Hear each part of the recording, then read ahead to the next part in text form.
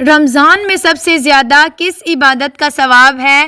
توبہ، استغفار، صدقہ و خیرات، تہجد، نماز اشراق، چاشت، اوابین، سحری، تراویح، افطاری، دعا، تلاوت قرآن، فرض نماز، ہر عمل پر ملنے والا اجر و ثواب حدیث کی روشنی میں۔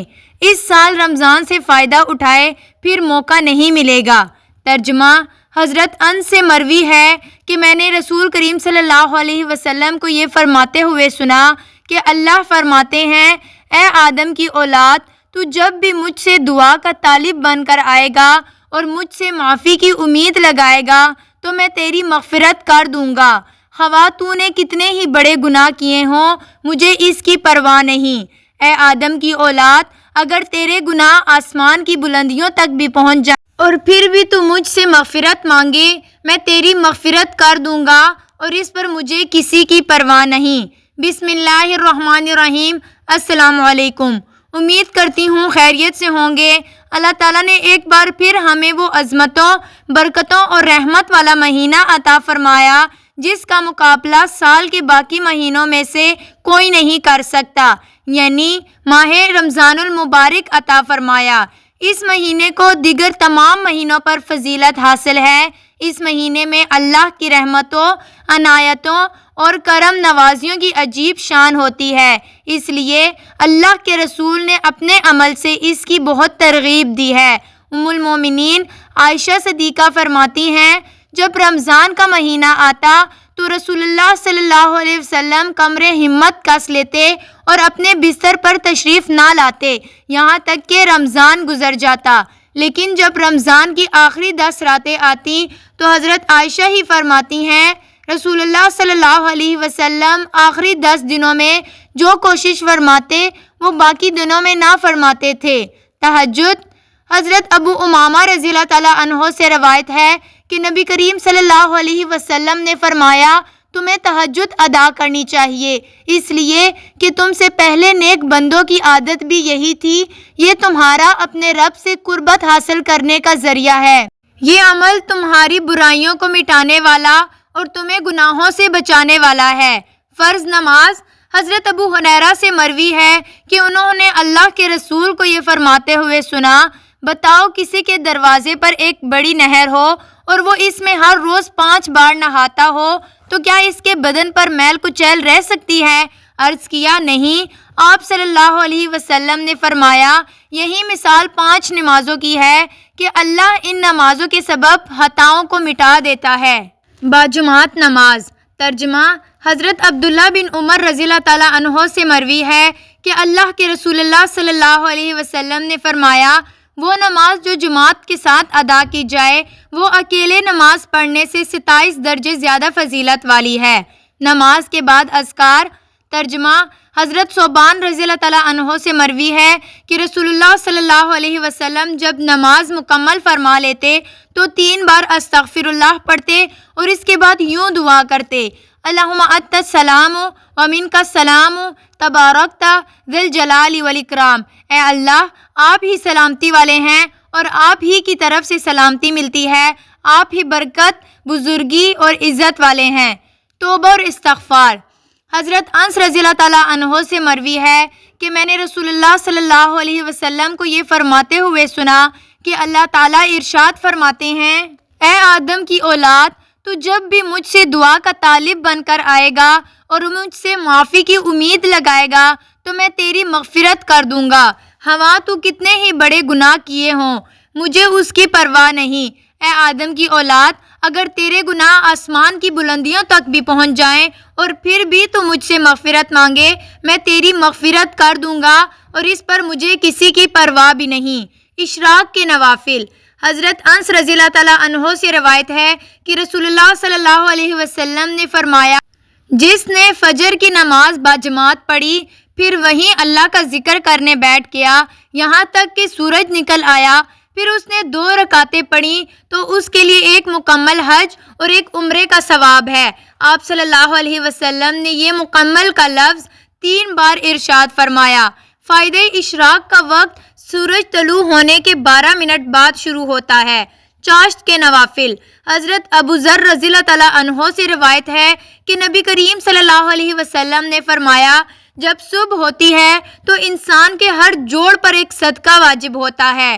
ہر بار سبحان اللہ کہنا ایک صدقہ ہے، ہر بار الحمدللہ کہنا ایک صدقہ ہے، ہر بار لا الہ الا اللہ کہنا ایک صدقہ ہے، ہر بار اللہ اکبر کہنا ایک صدقہ ہے، اچھی بات کا حکم کرنا ایک صدقہ ہے، بری بات سے روکنا ایک صدقہ ہے، اور ان سب کی طرف سے چاشت کی 2 رکعتیں کافی ہو جاتی ہیں جنہیں انسان پڑھ لیتا ہے۔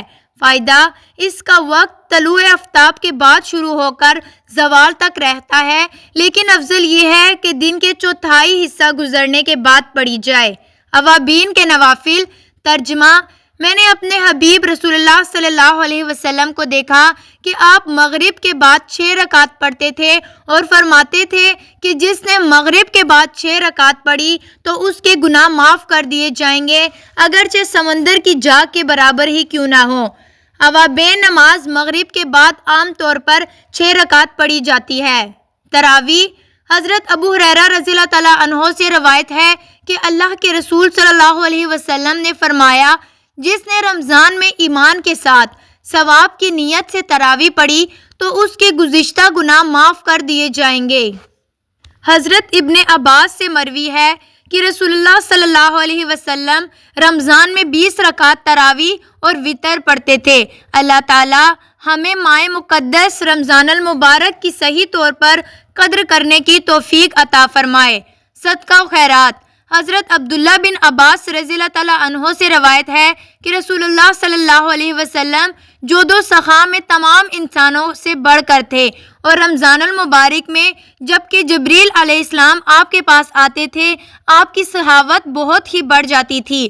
جبریل علیہ السلام رمضان کی ہر رات میں آپ کے پاس آتے تھے، آپ سے قرآن کریم کا دورہ کرتے تھے۔ اس وقت رسول کریم صلی اللہ علیہ وسلم فیاضی اور سخاوت اور نفع رسانی میں باد رحمت سے بھی بڑھ کر ہوتے تھے۔ بطور خاص رمضان میں اس مہینے میں اللہ کی راہ میں خرچ کرنے کی زیادہ سے زیادہ کوشش کرنی چاہیے۔ زکوٰۃ، صدقہ فطر اور واجب صدقات ادا کرنا تو انسان کے ذمہ ہے، ان کے ساتھ کوشش کرنی چاہیے کہ نفلی صدقات کا اہتمام بھی کیا جائے۔ کسی نادار روزہ دار کا روزہ افطار کرانا، کسی محتاج کی مدد کرنا، کسی ضرورت مند کی ضرورت پوری کرنا، یتیم اور بیواؤں کا خیال رکھنا وغیرہ ایسی نیکیاں ہیں کہ انسان ان کو اس ماہ مقدس میں ضرور کرے۔ صبر و تحمل۔ رمضان المبارک میں روزوں کی وجہ سے خشکی آ جاتی ہے اور مزاج میں چڑچڑا پن پیدا ہو جاتا ہے، اس لیے اپنے آپ پر قابو پانا اور صبر سے کام لینا بہت ضروری ہے۔ اللہ کے نبی صلی اللہ علیہ وسلم نے غصے پر قابو پانے والے بردبار اور حلیم مزاج شخص کی تعریف اور توصیف فرمائی ہے۔ حضرت ابو ہریرہ سے مروی ہے کہ اللہ کے رسول صلی اللہ علیہ وسلم نے فرمایا، پہلوان وہ شخص نہیں جو غصے کے وقت لوگوں کو پچھاڑ ڈالے، بلکہ پہلوان تو وہ شخص ہے جو غصے کے وقت اپنے آپ پر قابو رکھے۔ سحری۔ حضرت انس بن مالک رضی اللہ تعالیٰ عنہ سے روایت ہے کہ نبی کریم صلی اللہ علیہ وسلم نے فرمایا، سحری کا کھانا کھاؤ کیونکہ اس میں برکت ہے۔ حضرت عبداللہ بن عمر رضی اللہ تعالیٰ عنہ سے روایت ہے کہ رسول کریم صلی اللہ علیہ وسلم نے فرمایا، اللہ تعالیٰ سحری کھانے والوں پر رحمت بھیجتے ہیں اور اس کے فرشتے ان کے لیے دعا کرتے ہیں۔ حضرت عمرو بن العاص رضی اللہ تعالیٰ عنہ سے روایت ہے کہ رسول اللہ صلی اللہ علیہ وسلم نے فرمایا، ہمارے اور اہل کتاب کے روزوں میں فرق کرنے والی چیز سحری کا کھانا ہے۔ ام المؤمنین حضرت عائشہ صدیقہ رضی اللہ تعالیٰ عنہ فرماتی ہیں کہ مجھ سے رسول اللہ صلی اللہ علیہ وسلم نے فرمایا، سحری کا بابرکت کھانا میرے پاس لاؤ، اور کبھی تو ایسا ہوتا تھا کہ اس کے لیے 2 کھجوریں ہی میسر ہوتی تھیں۔ روزہ۔ حضرت ابو ہریرہ رضی اللہ تعالیٰ عنہ سے روایت ہے کہ اللہ کے رسول صلی اللہ علیہ وسلم نے ارشاد فرمایا، میری امت کو رمضان شریف میں 5 چیزیں خاص طور پر دی گئی ہیں جو پہلی امتوں کو نہیں دی گئی۔ نمبر 1، ان کے منہ کی بو اللہ کے نزدیک مشک سے زیادہ پسندیدہ ہے۔ نمبر 2، ان کے لیے فرشتے دعا کرتے رہتے ہیں حتیٰ کہ افطار کے وقت تک دعا کرتے ہیں۔ نمبر 3، ان کے لیے ہر روز جنت کو سجایا جاتا ہے۔ اللہ فرماتے ہیں کہ اس میں شیاطین جکڑ دیے جاتے ہیں اور لوگ رمضان میں عنقریب میرے نیک بندے اپنے اوپر سے مشقتیں ہٹا کر تیری طرف آئیں گے۔ نمبر 5، رمضان کی آخری رات میں روزہ داروں کی مغفرت کی جاتی ہے، ان برائیوں کی طرف نہیں پہنچ سکتے جن کی طرف غیر رمضان میں جا سکتے ہیں۔ صحابہ کرام نے عرض کی، کیا یہ شب قدر ہے؟ فرمایا نہیں، بلکہ دستور یہ ہے کہ مزدور کو مزدوری کام ختم ہونے کے وقت دی جاتی ہے۔ ترجمہ: حضرت ابو ہریرہ رضی اللہ تعالیٰ عنہ سے روایت ہے کہ نبی کریم صلی اللہ علیہ وسلم نے فرمایا، جو شخص بغیر کسی شرعی عذر کے رمضان کے ایک دن کا روزہ چھوڑ دے اور پھر اس کی تلافی کرنے کے لیے تمام عمر کے روزے بھی رکھے تو اس ایک روزے کا بدل نہیں ہو سکتا۔ افطاری: حضرت سلیمان فارسی رضی اللہ تعالیٰ عنہ سے روایت ہے کہ رسول اللہ صلی اللہ علیہ وسلم نے فرمایا، جو شخص اپنی حلال کی کمائی میں سے کسی روزے دار کو روزہ افطار کراتا ہے تو اس کے لیے پورا رمضان فرشتے دعائے رحمت کرتے رہتے ہیں اور لیلۃ القدر میں جبریل امین بھی اس کے لیے دعائے رحمت کرتے ہیں۔ دعا: حضرت ابو ہریرہ سے روایت ہے کہ رسول اللہ صلی اللہ علیہ وسلم نے فرمایا، جو شخص اللہ سے نہیں مانگتا تو اس پر اللہ ناراض ہو جاتے ہیں۔ یہ دستور دنیا کے بالکل برعکس ہے، کیونکہ دنیا والوں سے مانگو تو ناراض اور نہ مانگو تو خوش ہوتے ہیں۔ اس کے باوجود اگر ہم اس ذات سے اپنی ضروریات کو پورا کرنے کی دعا نہ مانگے تو بتائیے ہم سے زیادہ بے عقل اور کون ہوگا؟ تو یہ رحمان اور بندے میں فرق۔ امید کرتی ہوں معلومات سے بھرپور ویڈیو آپ کو ضرور پسند آئی ہوگی۔ ہماری حوصلہ افزائی کے لیے ہمارے چینل کو ضرور سبسکرائب کر دیں، کمنٹ باکس میں رمضان المبارک ٹائپ کر دیں۔